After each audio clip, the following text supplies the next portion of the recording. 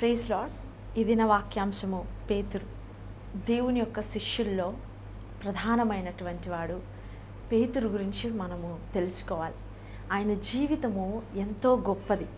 ఆయన గురించి తెలుసుకున్నప్పుడు మనకు అనిపిస్తుంది, దేవుని గురించి నేను కూడా శిష్యుడిగా మారిపోతే ఎంత బాగుండునో, నేను కూడా ఆయన శిష్యరికాన్ని చేయడానికి అర్హుండే అని అనిపిస్తుంది.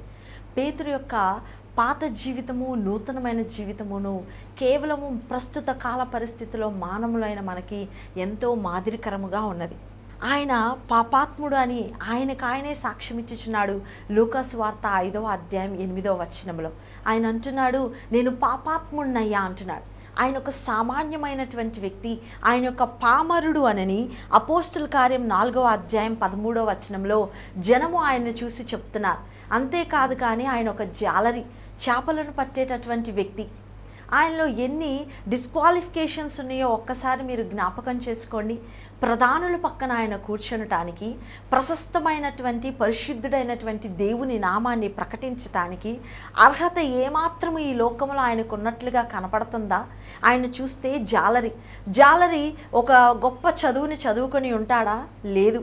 జాలరి చదువుకొని ఉంటే ఉద్యోగం చేస్తాడు కానీ చేపలు పట్టడానికి సముద్రానికి ఎందుకు వెళ్తాడు? వెళ్ళడు. ఆ సత్యవంతుడు ఆ పరిశుద్ధుని గురించి బోధించటానికి పరిశుద్ధుడిగా ఈయన ఉండి బోధిస్తున్నాడా? అది కూడా కాదు. ఆయనంట పాపాత్ముడంట. అటువంటి పాపపు స్థితిలో ఉన్నటువంటి వ్యక్తిని, జాలరిని, ఒక సామాన్యుడిని, ఒక పామరుని, అంటే చదువు లేనటువంటి వ్యక్తిని దేవుడు ఎన్నుకున్నాడు. ఎందుకంటే ఆయనలో కొన్ని గొప్ప గుణాలు ఉన్నాయి కనుకే దేవుడు ఆయన్ని ఎన్నుకొనట జరిగినది. దేవుని పిలుపుకి మొట్టమొదటగా లోబడే స్వభావము పేతురుకున్నది. మత్తయి సువార్త 4వ అధ్యాయం 19వ వచనంలో చూస్తే పేతురు ఆ యొక్క సముద్రంలో ఆ యొక్క వలలు విసురుకుంటూ, చేపలను పట్టుకుంటూ, ఆ వలని కడుక్కుంటూ అక్కడ ఉన్నాడంట. వెంటనే మిమ్మల్ని ఆ చేపలు పట్టేవానిగా కాదు కానీ మనుష్యులను పట్టే జాలరుగా నేను చేస్తాను అంటే ఆ మాటని ఎద్దేవా చేయలేదు. కానీ దేవుని యొక్క స్వరముని గుర్తించినటువంటి పేతురు వెంటనయ్యా నేను పాపినయ్యా, నన్ను నీవెలా పిలుస్తున్నావు అని నన్ను అడిగితే, లేదు నువ్వు బయటికి రా, నిన్ను అనేకమైన జనాంగములను పట్టేటటువంటి జాలరుగా నేను చేస్తాను అంటే ఆ వలని అక్కడికక్కడే విడిచిపెట్టి యేసు ప్రభువుని వెంబడించాడు పేతురు. ఆయనకి దేవుని స్వరమునకు లోబడే స్వభావం ఉన్నది, దేవుణ్ణి వెంబడించేటటువంటి స్వభావం ఉన్నది కనుకే దేవుడు అతన్ని పిలిచాడు. పేతురులో మనం నేర్చుకోవాల్సిన ఎన్నో గొప్ప గుణాలు ఉన్నాయి కనుకనే దేవుడు పేతుర్ని పిలువటం జరిగినది. అంతేకాదు కానీ వలని విడిచిపెట్టి ఎవరు వెళ్తారు? మత్తయి సువార్త 4వ అధ్యాయం 20 వచనం, లూకా సువార్త 5వ అధ్యాయం 11వ వచనంలో కనుక మనం చూస్తే ఆ యొక్క పేతురు వలను విడిచిపెట్టి తమ తండ్రిని విడిచిపెట్టి అక్కడి నుండి వెళ్ళిపోయారు అంట. వారి జీవనోపాధి ఆ వలలు విసిరి చేపలు పట్టి వాటిని అమ్మి డబ్బులతో తమ కుటుంబాన్ని పోషించుకునుట వారి యొక్క ఉపాధి. అటువంటి డ్యూటీని వారు విడిచిపెట్టి దేవుణ్ణి వెంబడిస్తే, నీ వెంబడి వస్తే మాకు ఎంత వస్తాయి, రోజుకి మాకు 500-600 వరకు వస్తాయి, నీ వెంబడొస్తే మాకు ఒక 1000 రూపాయలు వస్తుందా అని ప్రశ్నించాడా? మాకు చేపలు పడితే డబ్బులు వస్తాయి, మనుషులు పడితే ఏమొస్తాయి అని అడిగాడా? అడగలేదు. ఈ వల ఇక్కడికిక్కడ విడిచిపెడితే, ఈ ఉపాధి ఇక్కడికిక్కడ విడిచిపెడితే నా బిడ్డల పరిస్థితి ఏమైద్దయ్యా? వాళ్ళని స్కూల్స్లో జాయిన్ చేయాలి, కాలేజీల్లో జాయిన్ చేయాలి, గొప్ప చదువులు చదివించాలి, నావలే జాలర్లుగా కాక వారిని ఉన్నతమైన వేత్తలుగా మార్చాలి, నేను ఇల్లు కట్టుకోవాలి, మా కుటుంబానికి పోషణగా ఉండాలి. నేను రానులే అయ్యా, ఇవన్నీ చేసుకొని తర్వాత నీలో చేరతాను అని నన్ను అనలేదు. కానీ ఆ వలని, ఆ పనిని, ఆ పరిస్థితిని అన్నిటినీ విడిచిపెట్టాడు. అప్పుడే ఆయన పాత స్వభావాన్ని కూడా విడిచిపెట్టాడు. హల్లెలూయా. ఆయన స్వభావాన్ని విడిచిపెట్టి క్రీస్తుని వెంబడించాడు. మనం ఆయన చూసి ఏమి నేర్చుకోవాలి అంటే, దేవుణ్ణి వెంబడించే స్వభావాన్ని కలిగి ఉండాలి అని మనం నేర్చుకోవాలి. ఆయన మాటకి లోబడాలి, ఆయన స్వరాన్ని మనము గుర్తించాలి.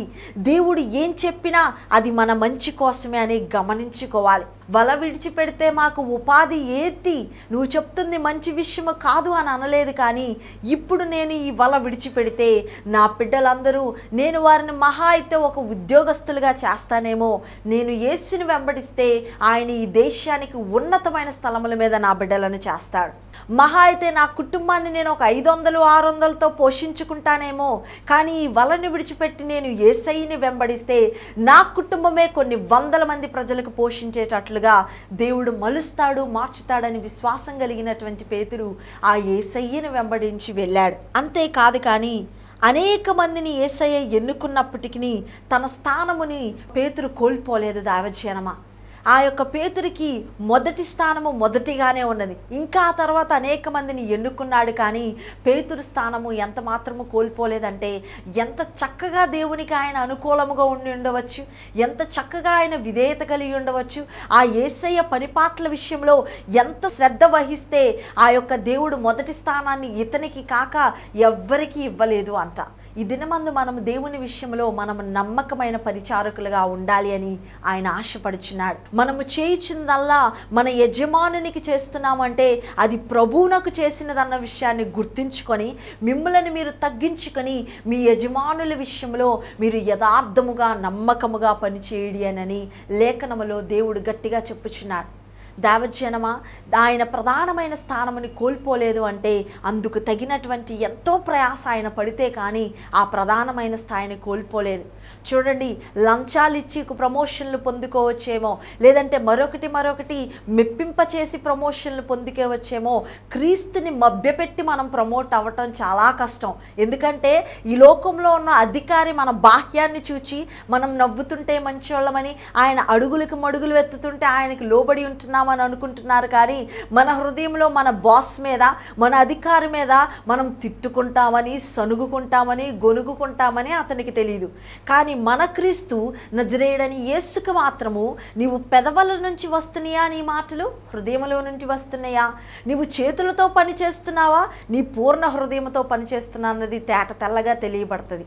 పేతురికి ఫస్ట్ ప్లేస్ ఎందుకు వచ్చింది అంటే, దేవుడి దగ్గర ఆయన ఉన్నప్పుడు ఆయన ఒక ప్లెయిన్ హార్ట్ మనిషిగా ఉన్నాడు కాబట్టి ఎక్కడా మచ్చ మరక డాగు లేకుండా ఆ ఫస్ట్ ప్లేస్ని ఆయన పొందుకోగలుగుటకు ఎంతో గొప్ప విషయాన్ని ఇక్కడ మనకు తెలియబడుతున్నది. అంతేకాదు కానీ పేతురు అసలు ఎందుకు మొదటి స్థానంలో ఉన్నాడు అంటే, ఆశ కలిగే ప్రాణం అంట పేతురిది. హల్లెలూయా.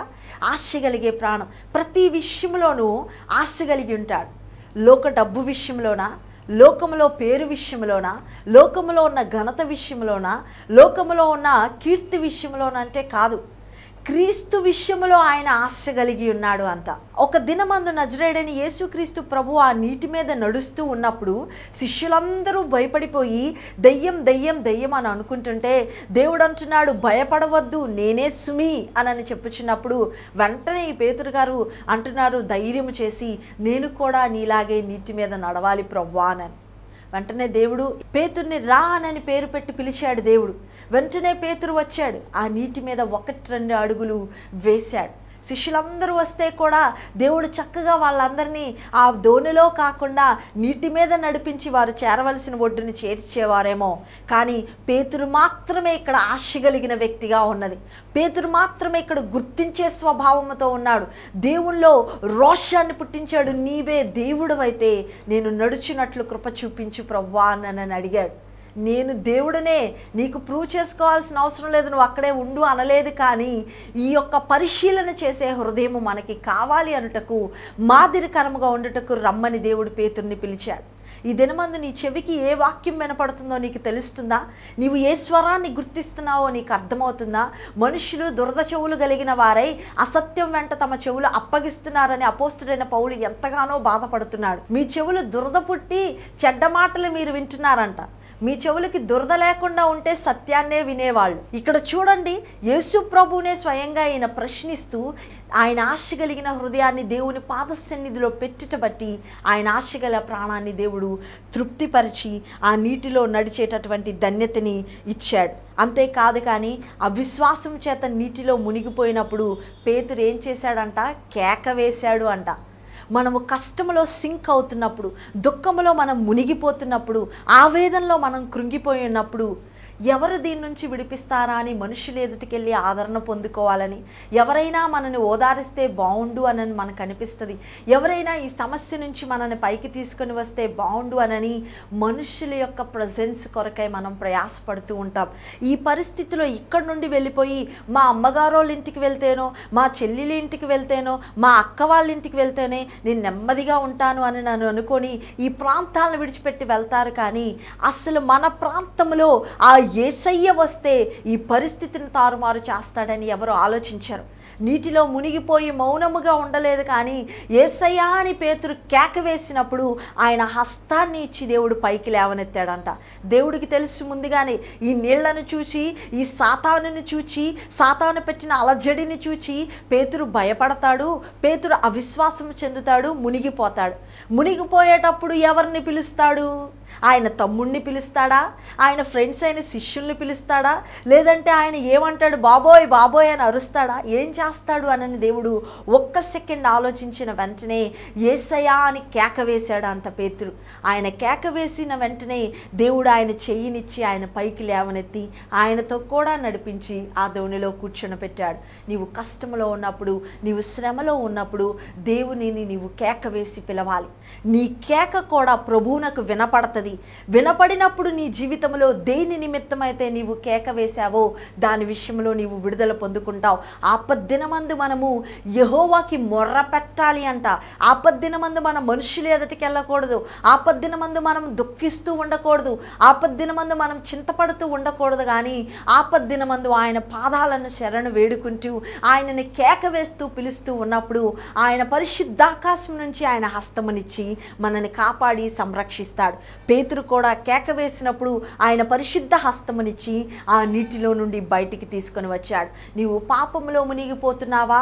నేను ఎలా ఈ పాపము నుంచి బయటికి రాగలను అని బాధపడుతున్నావేమో. పాపములో నీవు మునిగిపోయి కేక వేసిన ప్రభువు ఆ పాపములో నుండి నిన్ను పరిశుద్ధతలోకి బయటికి లాగివేస్తాడు. హల్లెలూయా. నువ్వు దుఃఖంలో ఉన్నా నిన్ను బయటికి లాగుతాడు. నువ్వు కష్టంలో ఉన్నా నిన్ను బయటికి లాగుతాడు. నువ్వు కృంగిపోయి ఉన్నా నిన్ను బయటికి లాగుతాడు. ఎప్పుడంటే నీవు ఆయన్ని పిలిచినప్పుడు. ఇక్కడ పేతురు ఆయన పిలుపునకు లోబడ్డాడు. తన యొక్క పాత జీవితముని, తన వృత్తిని అంతా దేవుని కొరకు పెంటగా ఎంచుకొని విడిచిపెట్టాడు. పేతురు అనేక మందిని ఎన్నుకున్నప్పటికీ పేతురు స్థానాన్ని కోల్పోలేదు. పేతురు ఆశ కలిగి పరీక్షించి పరిశీలన చేసే హృదయంతో ఉన్నాడు. అంతేకాదు కానీ పేతురు కేక వేసేటటువంటి స్వభావంతో మొట్టమొదటిగా దేవునికి ఆయన పిలుపుని ఇచ్చాడు. అంతేకాదు తన దోణెను వాడుకొనుటకై దేవునికి అప్పగించెను. లూకా స్వార్థ 5వ అధ్యాయం 3వ వచనంలో చూస్తే దేవుడు ఆ యొక్క స్వార్థ బోధించుటకు దేవుడిని అంటున్నాడు, పేతురయ్యా నా దోణె వాడుకో ప్రవ్వా, నా దోణిలోకి ఎక్కి రమ్ము ప్రవ్వా అంటుంటే దేవుడు ఆ దోణిలోకి ఎక్కి వాక్యం చెప్తున్నప్పుడు ఆ యొక్క ఒడ్డున విస్తారమైన జనము మారు మనస్సు నుండి వారు అద్భుతాలు ఆశ్చర్యాలు వారి జీవితంలో పొందుకోగలిగారు. దైవజనమా, నీ జీవితమును కూడా వాడుకోమని ఏ రోజైనా దేవునితో చెప్పావా? పేతురు తనకున్న ఒకే ఒక్క దోణిని దేవునికిచ్చి నీవు వాడుకో ప్రభువా అన్నాడు. దేవుడు వాడుకుంటే ఆ దోణిని అనేక మందికి ఆశీర్వాదకరముగా మారింది. నీ జీవితాన్ని కూడా నువ్వు వాడుకో ప్రభువా అని నేను దేవునికి అప్పగిస్తే అనేక మందికి ఆశీర్వాదకరముగా దేవుడు మారుస్తాడు. జిగటగలైన ఊబి నుండి నిన్ను బయటికి లేవనెత్తుతాడు. ఆ బంకమట్టి, ఆ మట్టి నిండా రాళ్ళు ముళ్ళు తుప్పలతో ఉంటే వాటిని తీసుకుని వచ్చి ఆ రాళ్ళన్నీ పారద్రోశాడు దేవుడు. తన పాదాల కింద త్రొక్కుతూ ఆ యొక్క మట్టికి మృదుత్వాన్ని కలుగు చేశాడు దేవుడు. తన చక్కని చేతులతో అందమైన పాత్రగా మలిచాడు నా దేవుడు. మలిచిన ఆ పాత్రను విడిచిపెట్టక వరములనేటటువంటి వరాలతో ఆయన అలంకరించాడు. అలంకరింపబడిన ఆ పాత్ర ఉపయోగపడకపోతే ప్రయోజనం ఉన్నదా? లేదు. అందుకని ఉపయోగపడినట్లు ఆత్మ ఫలాలతో ఆ పాత్రను నింపాడు. ఈ దినమందు కూడా నీ జీవితం నా జీవితం మట్టి లాంటిది. మనని దేవుడు పాపపు ఊబిలో నుంచి బయటికి తీసుకొచ్చి సమస్యల వలయములో మనల్ని వేసినప్పుడు శుద్ధ సువర్ణముగా మార్చబడుటకు పుట్టములో వేయబడినట్లు మనం శ్రమలో ఉన్నప్పుడు మనలో మృదుత్వము, తగ్గింపు, దీనత్వము వస్తుంది. వచ్చిన తర్వాత దేవుడు తన చేతులతో మనల్ని అందముగా మలుస్తాడు. ఉపయోగపడే ఒక పాత్రగా మనల్ని తీర్చిదిద్దిన తర్వాత ఆయన వరాలతో మనల్ని అలంకరిస్తాడు. ప్రజలందరి దృష్టి ఆ యొక్క పాత్ర మీద పడినట్లుగా ఆ పాత్ర చక్కగా అలంకరింపబడుతుంది. అంతేకాదు కానీ అది అలంకరింపబడి ఆకర్షింపబడితే కాక అది ఉపయోగపడి ఆకలిని తీర్చే రీతిలో దాని నిండా ఆత్మ ఫలాలతో దేవుడు నింపుతాడు. దైవజనమా, నీ దోణి నా దోణిని వాడుకోమని పేతురు అప్పగిస్తే అది ఉపయోగకరముగా మార్చాడు. ఈ దినమందు నీ హృదయం అనేటటువంటి దోణిని, నీ హృదయం అనేటటువంటి ఆ యొక్క పాత్రని, నీవు అనేటటువంటి ఆ యొక్క పాత్రని దేవుడిని వాడుకోమని అప్పగిస్తే ఆయన ఘనమైన పాత్రగా నిన్ను వాడుకొని అనేక మందికి దానిలో నుండి ఆ ఫలములు భుజించినప్పుడు వారి ఆకలి తీరుతుంది, వారు శక్తిని అందుకుంటారు, వారు బలము పొందుతారు. నీ వలన, బంకమట్టివైన నీ వలన అనేక మంది ఆశీర్వాదకులుగా మార్చబడతారు. నీవు గుర్తించి నీ జీవితాన్ని ఆయనకు అప్పగించి నన్ను వాడుకో ప్రభువా అని నీవు అన్నప్పుడు దేవుడు గొప్పగా చేస్తాడు. పేతురుని చూసి మనం అది నేర్చుకోవాలి. అంతేకాదు కానీ తన దోణెను లోతుకి నడిపించెను. లూకాసు వార్త 5వ అధ్యాయం 4వ వచనంలో ఆయన దోణె లోతుకి నడిపించాడంట. పైనే కాదు కానీ ఇంకా లోపలికి వెళ్ళాడు. నీవు క్రీస్తు గురించి అంతంతే నేర్చుకున్నావా? ఆయన మన కొరకు వచ్చాడు, మరణించాడు, తిరిగి వెళ్ళాడని మాత్రమే నీకు తెలిసిందా? పూర్తిగా దేవుని యొక్క మర్మాన్ని గ్రహించలేని పరిస్థితిలో ఉన్నావా? నీ ఆత్మీయ స్థితిని లోతునకు తీసుకువెళ్ళవలసిన బాధ్యత నీకున్నది. ఏదైనా ఒకటి కొనాలి అన్నప్పుడు ఎంత లోతుగా ఆలోచించి పరిసరాలన్నిటిలో పరీక్షించిన తర్వాత అది తీసుకొని ఉంటారు. మరి మీ జీవితాలను, మీ ఆత్మీయ స్థితిని ఎందుకు దేవునిలో లోతుగా మీరు వెళ్ళనివ్వట్లేదు? నామకార్థముగా నామినల్ క్రిస్టియన్గా ఎలా మీరు ఉండాలనుకుంటున్నారు? దేవుడు అది ఎంత మాత్రమూ హర్షించడు. పేతురుని చూచి మనం నేర్చుకోవాల్సింది ఏంటంటే లోతునకు మన ఆత్మీయ స్థితిని నడిపించాలి. మనం ఆదివారాలు మందిరానికి వెళ్ళి అప్పుడు దివ్య గ్రంథాన్ని తెరవటమో, లేదంటే క్రిస్మస్ పండగ రోజు ఆ యొక్క సరుగుల్లో నుంచి ఆ యొక్క దైవ గ్రంథాన్ని తీసి దులపటమో కాదు. కానీ అనుదినము దేవుని వాక్యం మీ హృదయంలో భద్రపరచబడి ఉన్నప్పుడు నీవు లోతైన అనుభవాన్ని పొందుకుంటావు. వాక్యము నీవు గ్రహించాలంటే, వాక్యం నీ జీవితంలో కార్యం చేయాలంటే, వాక్యాన్ని నీవు గుర్తించాలి అంటే లోతైన అనుభవం నీకు లేకపోతే ఎవరు ఏం చెప్తున్నారో నీకు తెలియదు. సత్యవాక్యాన్ని చక్కగా నీవు గ్రహించి చదివి అందులో నాటబడినప్పుడు ఆ ముళ్ళన్నిటిని దేవుడు పువ్వులుగా మార్చివేస్తాడు. ఈ యొక్క పేతురు తన దోణెను వాడుకోమని చెప్పటే కాక దానిని లోతైన అనుభవంలోనికి నడిపించాడు. అంతేకాదు కానీ యేసే క్రీస్తు అని కూడా గుర్తించాడు. అందరూ అంటున్నారంట యేసు ప్రభు ఒక ప్రవక్త, యేసు ప్రభు మెస్సయ్య కాదు అంటుంటే దేవుడు అంటున్నాడు, పేతురు నువ్వేమనుకుంటున్నావు అసలు అంటే, అయ్యా నీవే క్రీస్తు అని నేను నమ్ముచున్నాను అని. ఎంత గొప్ప విషయమో చూడండి. అనేక మంది మాంద్య హృదయము కలిగి, తమ మనోనేత్రములకి గ్రుడ్డితనము కలిగి, వారు తెరవబడిన హృదయంతో లేక యేసేని క్రీస్తు అని గుర్తించలేదు. కానీ ఈ పామరుడు, ఈ యొక్క అల్పమైనటువంటి వ్యక్తి, ఈ జాలరి మాత్రం యేసే క్రీస్తు అని గుర్తించాడు. అందుకనే తన దోణెను లోతునకు నడిపించాడు, తన దోణెను దేవునికి వాడుకొనుటకు అప్పగించాడు, తన వలను విడిచిపెట్టాడు, తన యొక్క జీవితమని నమ్మకముగా క్రీస్తు యొద్ద ఆయన కొనసాగించాడు. ఇంకంతే కాదు కానీ దేవునిని తన ఇంటి వారికి కూడా తెలియచేశాడు.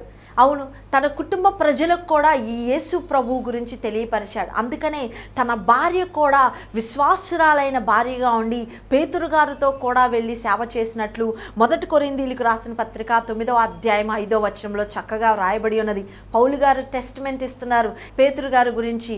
ఏంటి, ఈ యొక్క పేతురు గారి వలె విశ్వాసురాలైన భార్యను వెంట పెట్టుకొని మేము వెళ్ళే అధికారం లేదా? ఉన్నది కదా అని అంటున్నారు. అంటే పేతురు గారు తమ యొక్క భార్యను వెంట పెట్టుకొని వెళ్తున్నారంట. ఆ భార్య లోక సంబంధముగా ఉంటే ఆయన వెంట పెట్టుకొని వెళ్తాడా? వెళ్ళలేడు.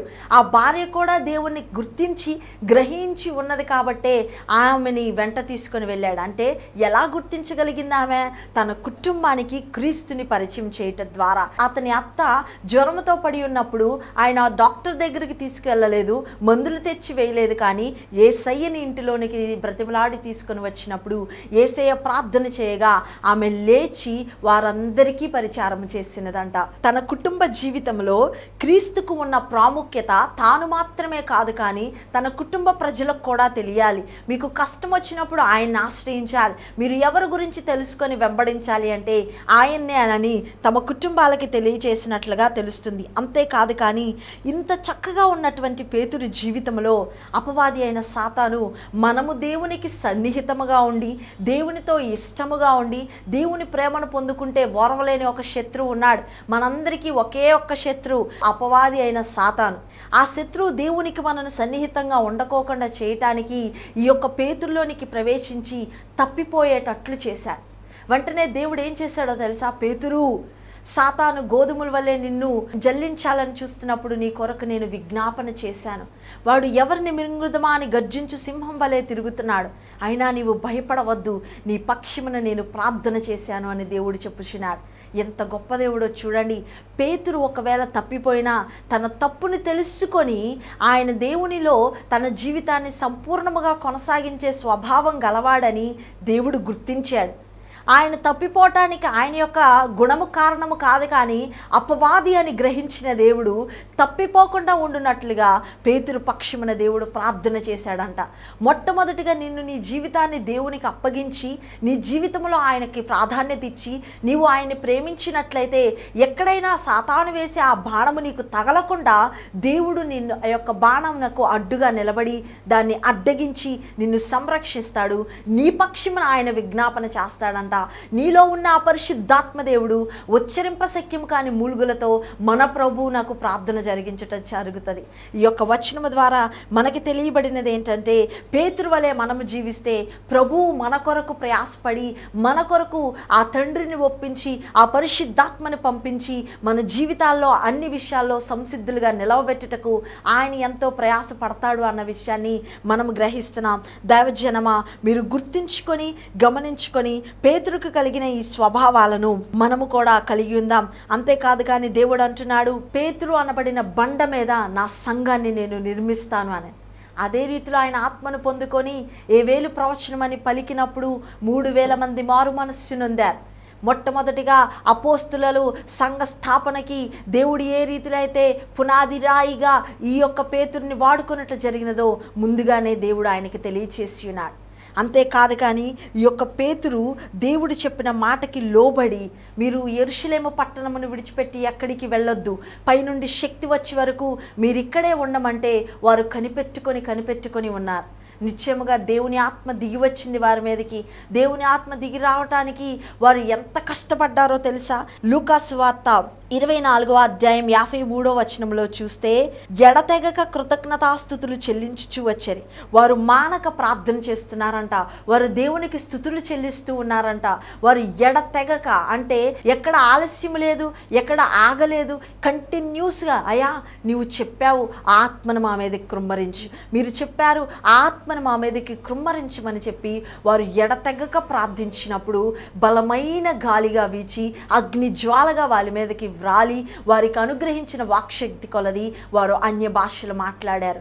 చూడండి, యేసు నాకు తెలీదు, యేసు ఎవరో నేను ఎరుగనని చెప్పిన ఆ యొక్క పేతురు దేవుని మాటకి లోబడి, అయ్యా నన్ను క్షమించు, నేను తప్పిపోయాను, నీ ప్రార్థన బట్టే తిరిగి నీ మార్గంలోకి మరలా వచ్చాను, నేను ఇక ఎన్నటికీ తప్పిపోకూడదని ఇక సాతాను దూరటానికి అవకాశం లేకుండా తెగకుండా ప్రార్థన చేసి కృతజ్ఞతాస్తుతులు చెల్లించినప్పుడు ఆయన ఆత్మ ఆయనలోకి దిగివచ్చినది.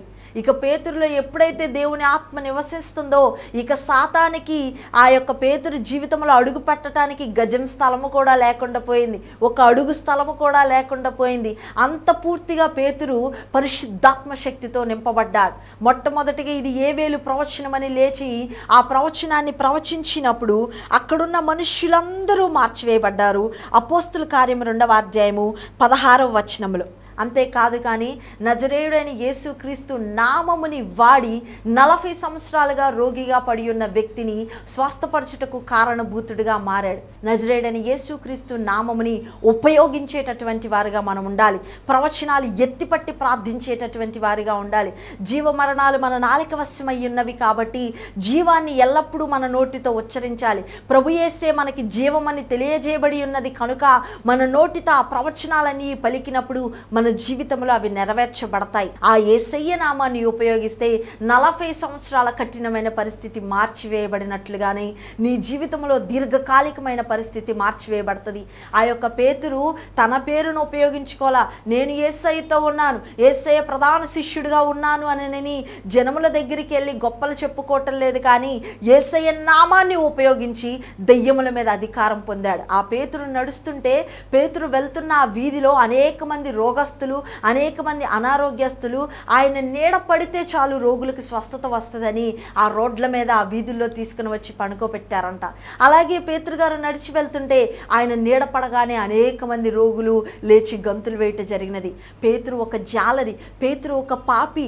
అటువంటి వ్యక్తి ఎప్పుడైతే దేవుని స్వరాన్ని గుర్తించి దేవుణ్ణి వెంబడించి తన జీవితాన్ని వాడుకోమని అప్పగించి తన ఆత్మీయ స్థితిని లోతునకు నడిపించి తన పాత జీవితాన్ని విడిచిపెట్టి దేవునిలో స్థిరముగా ఉన్నాడో, దేవుని కొరకు కనిపెట్టి విశ్వసించి ప్రార్థన చేశాడో, తన తప్పులోనే పాపములోనే ఉండకుండా ఆయన ఆ యొక్క స్థితి నుండి బయటికి వచ్చి పరిశుద్ధిని వెంబడించాడో, ఆయన మరి ఎన్నటికీ తప్పిపోకుండా ఆయనకు గొప్ప అధికారం ఇవ్వబడినది.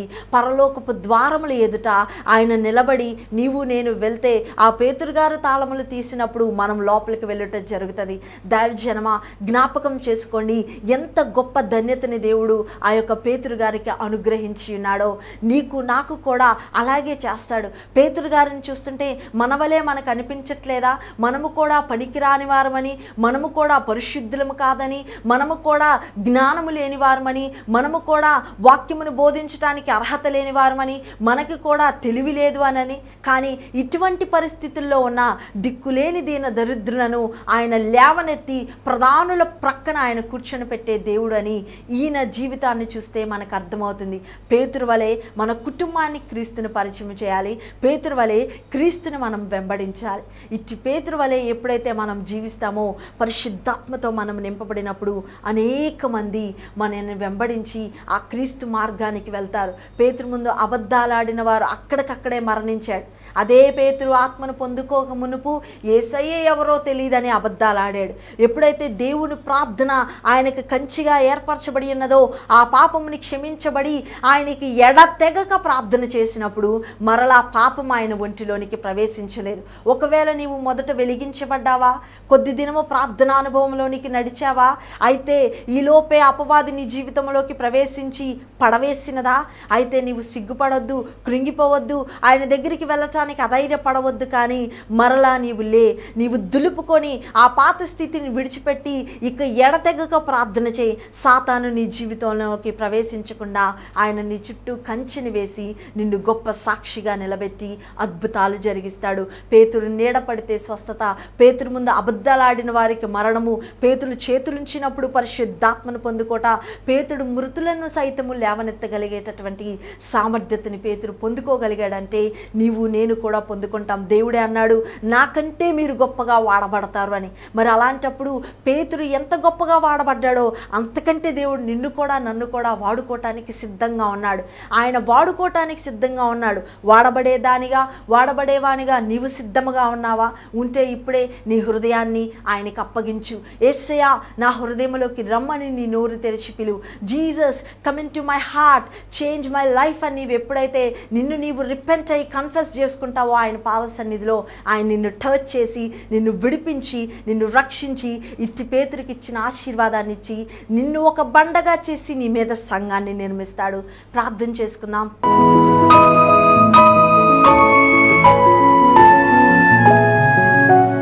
నజరేయుడైన యేసయ్య, అద్భుతాలు చేదేవా. అవునయ్యా, పేతురు ఎందుకు పనికిరానటువంటి వాడైనా అతన్ని ప్రయోజకునిగా చేశావు. పేతురి మాట, జాలరుల మాట ఎవరు వినరు నా ప్రభువా.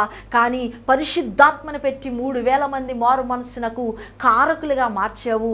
పేతురు ప్రార్థన చేస్తున్నప్పుడు అందరూ వారు త్రాగి ప్రార్థనలు చేస్తున్నారేమో అన్నారు నా తండ్రి. కానీ పరిశుద్ధాత్మతో లేచి బోధించినప్పుడు ఇదిగో వారిలో ఉన్న ఆ త్రాగుబోతుతనము పారిపోయి అయా వారు మోకరించి బాప్తీసమునకు సిద్ధపడ్డారు నా ప్రభువా. పేతురు ఎలా అయితే తన దోణిని వాడుకోమని అప్పగించాడో, తన దోణిని లోతునకు నడిపించాడో, తన ప్రాధాన్యతను విడిచిపెట్టకుండా అంటిపెట్టుకొని ఉన్నాడో, సాతానికి ఆస్కారం లేకుండా ఎడతెగక ఎట్టి రీతిలో ప్రార్థించాడో, ప్రవచనాల్ని ఎలా ఎత్తిపట్టాడో, యేసునామముని ఎలా ఉచ్చరించాడో, మేము కూడా అటువంటి గుణాలను కలిగి నీ ఫేవర్ను పొందుకొనుటకు, నీ యొక్క దయను మేము పొందుకొనున్నట్లు నీ కృపని చూపించండి. ఇట్టి గుణాలు మా జీవితంలో కూడా అనుమతించి మేము వాడబడుటకు నీ సహాయమని అందించమని అయా ఈ ప్రార్థన మీరు దీవించి ఆశీర్వదించండి. ప్రతి బిడ్డని దర్శించండి. వారు మునిగిపోయిన ప్రతి కష్టము నుండి నిన్ను కేకవేసి బయటికి వారు లాగనెత్తబడినట్లుగా మీ సహాయం అనుగ్రహించమని, వారి జీవితాలలో ఆత్మీయ స్థితి లోతైన అనుభవంలోనికి నడిపించమని, ప్రతి బిడ్డని దర్శించి దీవించి ఆశీర్వదించి అభిషేకించమని యేసుక్రీస్తు నామం పేరట వేడుకొనుచున్నాము పరమ తండ్రి. ఆమేన్.